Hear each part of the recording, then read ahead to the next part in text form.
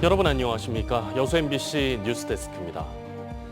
산사태 이후 3년째 복구가 되지 않아서 주민들이 불안에 떨고 있는 마을이 있습니다. 광양 탄치마을 산사태 현장, 지금도 그대로 방치돼 있는데요. 조만간 복구 공사가 시작될 예정이지만 시간이 꽤 걸리고 태풍도 남아 있어 주민들의 걱정이 큽니다. 김단비 기자입니다. 지난 2021년 집중호우로 산사태가 발생한 광양 탄치마을입니다. 쏟아진 흙에 건물 5채가 매몰되고 주민 1명이 목숨을 잃었습니다. 3년 전 산사태로 부서진 집입니다. 아직도 현장에는 토사가 밀려왔던 흔적이 그대로 남아있는데요. 현재 집주인은 다른 곳으로 이사를 간 상태입니다.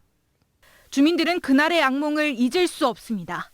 집이 못시가 돼서 여기 왔지. 여기 해관을 사갖고. 아이고 난리가 아니지 뭐. 비가 많이 내리는 날이면 걱정부터 앞섭니다. 사고 이후 3년이 지났지만 무너진 산비탈은 복구를 위한 첫 삽도 뜨지 못했습니다. 현재로선 임시로 덮어놓은 파란 방수포가 유일한 대책입니다. 사천남도 옆에 보면 금이 찌어가갖고 말하자면 전에같이 비가 많이 오면 이제 그걸 또 떨어질까 싶어서 이제 겁이 나지. 예정대로라면 탄치마을 정비 사업은 지난해 끝났어야 합니다. 지난 2022년 광양시는 68억 원을 들여 붕괴된 사면을 보강하는 등 16,500제곱미터를 대상으로 정비 계획을 세웠습니다. 하지만 공법 변경과 토지보상 협의 지연으로 차질이 생겼습니다. 광양시는 최근에서야 토지 수용 재결 절차가 마무리됐다며 8월 중순부터는 공사를 시작할 수 있을 것으로 보고 있습니다. 건물 철거부터 먼저 들어갈 겁니다. 9월 경에서부터 이제 아마 피탈 우리 법령 정비는 그때 들어갈 겁니다. 하지만 복구 완료까지는 앞으로도 9개월 이상이 걸릴 것으로 보이고 이 기간 태풍까지 남아있어 주민들은 여전히 불안한 마음을 감추지 못하고 있습니다. MBC 뉴스 김담입니다. 여수산단 석유화학산업 위기 극복을 위해 지자체가 종합계획을 수립하기로 했습니다. 여수시는 지역의 주력 산업인 석유화학 산업을 진단하고 경쟁력을 확보하기 위한 방안을 찾기 위해 용역에 들어갔으며 이 결과를 토대로 석유화학 산업 위기 대응 종합계획을 수립할 예정입니다. 최근 석유화학 업계는 글로벌 경기 침체와 과잉 공급에 따른 수익성 악화 등으로 어려움을 겪고 있습니다. 2016 여수세계 선박람회 조직위원회가 박람회 공식 후원사 공개 모집에 들어갔습니다. 조직위원회는 현금이나 현물, 서비스를 지원하고 싶은 기업이나 기관, 단체를 대상으로 신청을 받아 세부 사항을 논의한 뒤 후원 협약을 체결할 방침입니다. 후원사는 후원 규모에 따라 4개 등급으로 구분되고 휘장 사용 권한과 행사 참여 우선권 등 다양한 혜택을 받을 수 있습니다. 전남 동부권의 강한 반대 속에서도 전남권 국립의대 설립 추천대학 선정을 위한 용역 절차의 하나로 도민공청회가 열립니다. 에이티커니코리아와 법무법인 지평 컨소시엄은 전남도 국립의대와 대학병원 신설 정부 추천 용역 절차에 나서 최근 설립 방식 선정위원회를 구성한 데 이어 오는 7일부터 사흘 동안 나주와 목포, 순천에서 도민공청회를 개최합니다. 설립 방식 선정위원회는 이번 도민공청회가 설립 방식 결정을 위한 여론조사와 함께 지역의 의견 수렴 절차라며 관심이 있는 지역민 누구나 참석이 가능하다고 덧붙였습니다. 한편 순천대학교는 전남도의 국립의대 설립 추천대학 선정 공모에 참여하지 않겠다는 의지를 고수하고 있습니다. 글로컬 대학 30사업을 추진하는 순천대학교가 핵심 과제인 지산학 캠퍼스 구축에 들어갔습니다. 순천을 비롯해 광양 첨단 소재, 고흥 스마트팜, 우주항공 등 특화 분야 캠퍼스를 조성하고 지자체와 대학, 기업이 함께 지역 인재를 길러내겠다는 목표입니다. 유민호 기자입니다. 순천 원도심에 자리한 시민공익활동지원센터입니다. 이 건물 일부가 애니메이션 수업을 위한 공간으로 탈바꿈합니다. 순천대학교가 추진하는 지산학 캠퍼스 가운데 한 곳인 만화 캠퍼스가 들어서는 겁니다. 애니메이션 전문가를 길러내고 시민을 위한 평생교육도 이뤄집니다.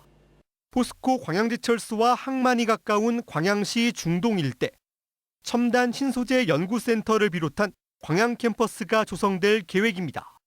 오는 2030년 1,000명 넘는 인원이 머물 캠퍼스 완성이 목표입니다. 글로컬 대학 30 추진을 위해 순천대는 7개 단과대학 중 5개를 폐지합니다.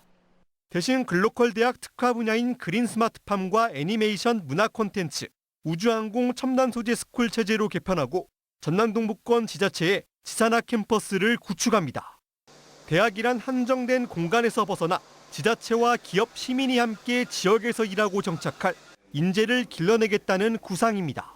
맞춤형 수업을 하고 그 친구들이 직접 나중에 그 수업을 이수하고 나면은 바로 실무에 투입될 수 있는 그 지역 맞춤형 인재를 배출하는 데 가장 큰 특징이 있는 것 같습니다. 순천대는 다음 달 말 고흥 캠퍼스 개소를 시작으로 본격적인 지산학 캠퍼스 구축에 속도를 낼 방침입니다. MBC 뉴스 유민호입니다.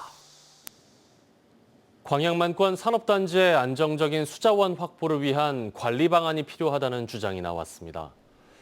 정영균 전남도 의원은 최근 광양만권 경제자유구역청 조합회의에서 2차 전지, 전력 반도체 같은 신성장 산업의 입주 희망이 늘고 있다며 공업용수 등 수자원 확보 대책을 주문했습니다. 해당 산업은 생산 과정에서 발생하는 열을 낮추기 위한 냉각수 등 기존 제조업에 비해 물 사용량이 5배 이상 많은 것으로 알려졌습니다. 정 의원은 공업용수뿐 아니라 생활용수 부족도 예상되는 만큼 하수 처리수 재처리, 정수장 용량 확대 등 효율적인 방안 마련을 당부했습니다. 오늘 오후 2시 여수공항에서 제주로 출발할 예정이던 대한항공 KE1635편이 기체 결함으로 이륙 직전 회항했습니다. 출발 시간은 3시간 가까이 지연됐고 탑승객 130여 명은 공항에서 대기하는 등 불편을 겪었습니다.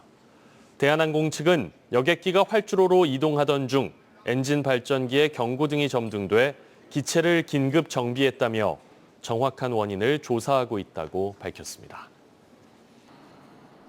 전남 전 지역에 폭염 경보가 내려진 가운데 한낮 찜통 더위가 계속되고 있습니다. 내일도 전남 동부 지역은 한낮 최고 기온이 35도까지 올라 덥겠습니다. 바다의 물결은 남해 서부 앞바다에서 0.5m, 먼 바다에서는 0.5에서 1m로 잔잔하게 일겠습니다. 모레까지 순천과 광양 등 일부 지역에 5에서 20mm가량의 소나기가 내리는 곳이 있겠습니다. 소나기가 오는 동안 기온이 잠깐 내렸다가 비가 그치면 다시 기온이 올라 덥겠으니 건강관리에 유의하시기 바랍니다. 어젯밤 10시 50분 순천시 서면 동천에서 40대 남성이 물에 빠져 숨졌습니다. 이 남성의 실종 신고를 접수한 경찰은 행적을 추적한 뒤 CCTV를 통해 하천에 빠진 것을 확인했고 소방당국과 수중 수색 끝에 숨진 남성을 발견했습니다. 경찰과 소방당국은 이 남성이 실족한 것으로 보고 정확한 사고 원인을 조사하고 있습니다. 오늘 새벽 3시쯤 여수 이순신 광장 인근 부둣가에서 30대 남성이 바다에 빠졌습니다. 바다에 빠진 남성은 암벽에 줄을 잡고 있었고 출동한 해경에 의해 안전하게 구조돼 다행히 생명에는 지장이 없는 것으로 알려졌습니다. 여수해경은 구조된 남성이 항포구에서 술을 먹다가 발을 헛디뎌 바다에 빠진 것으로 보고 정확한 사고 원인을 조사하고 있습니다. 고흥군에서 생산된 17톤의 농수산 식품이 최근 몽골 수출길에 올랐습니다.